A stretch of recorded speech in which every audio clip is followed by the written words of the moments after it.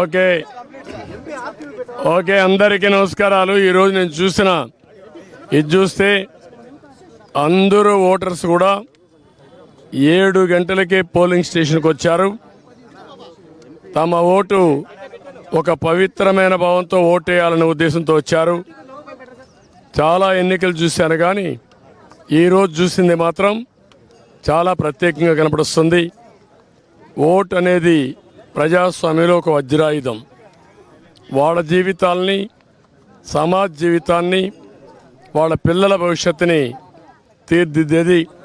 అది గుర్తించారు. చాలా పెద్ద ఎత్తున వచ్చారు. రాష్ట్రం అంతా కూడా ఒకటే కోరుతున్నా, ఓటు మీ హక్కు, ఓటు మీ జీవితాలను మారుస్తుంది. అదే మాదిరిగా మీ భవిష్యత్తును మారుస్తుంది.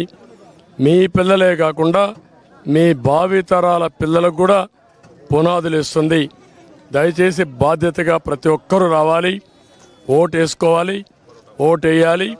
తద్వారా మీ యొక్క మనోభావాలు తెలియజేసి రేపు రాబోయే రోజుల్లో ఏదైతే సుపరిపాలన ఉంటుందో ఆ సుపరిపాలనకు నాంది పలకాల్సిందిగా మరొక్కసారి కోరుకుంటూ మరొక్కసారి అందరినీ విజ్ఞప్తి చేస్తున్నా, అశ్రద్ధ చేయొద్దండి.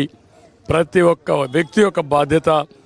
ఎక్కడో అమెరికా నుంచి, హైదరాబాద్ నుంచి, లేకుంటే బాంబే నుంచి, వివిధ నగరాల నుంచి, బెంగళూరు నుంచి, చెన్నై నుంచి, అనేక నగరాల నుంచి వాళ్లే డబ్బులు ఖర్చు పెట్టుకుని అభ్యర్థులు తెలియకపోయినా ఒక పార్టీ విధానాలతో వాళ్ళు ముందుకు వచ్చే పరిస్థితికి వచ్చారు.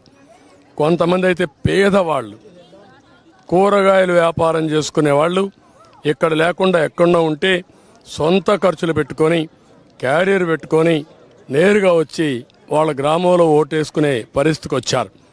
ఇది నా జీవితంలో ఎప్పుడు చూడలా.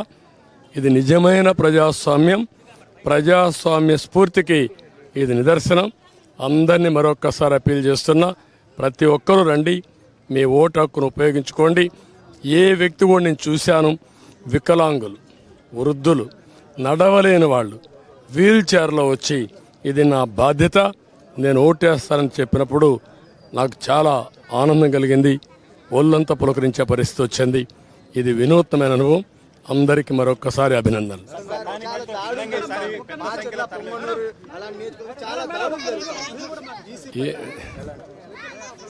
ఎలక్షన్ కమిషన్ కూడా ఎప్పటికప్పుడు కంప్లైంట్ చేశాం.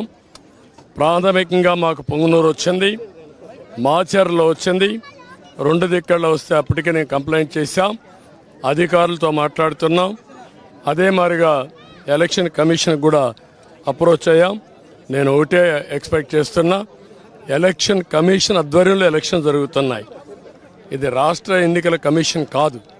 ఆ విషయం ఈ నాయకులు గుర్తుపెట్టుకోవాలి. ఎవరైనా ఒకటే కోరుతున్నా, ప్రజాస్వామ్యంలో ప్రజాస్వామ్యాన్ని అపహాస్యం చేయాలని ప్రయత్నం చేస్తే మాత్రం ఎట్టి పరిస్థితుల్లో మా కార్యకర్తలు కూడా గమనుండరు. జనైన్గా లా అండ్ ఆర్డర్ ప్రకారం మీరు ఓట్లేయండి. ప్రజా అభిష్టం నెరవేరాలి, దానికి మేము కట్టుబడి ఉంటాం. కానీ ప్రజాభిష్టాన్ని వమ్ము చేసే విధంగా రౌడీజంతో, గూండాయిజంతో మా ఏజెంట్లు కిడ్నాప్ చేస్తే మాత్రం ఎట్టి పరిస్థితుల్లో పోషించాం. ఎలక్షన్ కమిషన్ డిమాండ్ చేస్తున్నాం, పోలీస్ అధికారులను డిమాండ్ చేస్తున్నాం. ఎక్కడా అవాంఛనీయ సంఘటనలు జరగకుండా కాపాడవలసిన బాధ్యత మీది. ప్రతి ఒక్కరి వ్యక్తికి స్వేచ్ఛ ఉంది, స్వేచ్ఛగా ఓటేయాలి. ప్రతి ఒక్క రాజకీయ పార్టీకి స్వేచ్ఛ ఉంది. వాళ్ళ ఏజెంట్లు పెట్టుకునే హక్కు ఉంది. వాళ్ళ ఏజెంట్లు అలో చేయాలి, మీరే ప్రొటెక్ట్ చేయాలి. అది మీ బాధ్యత.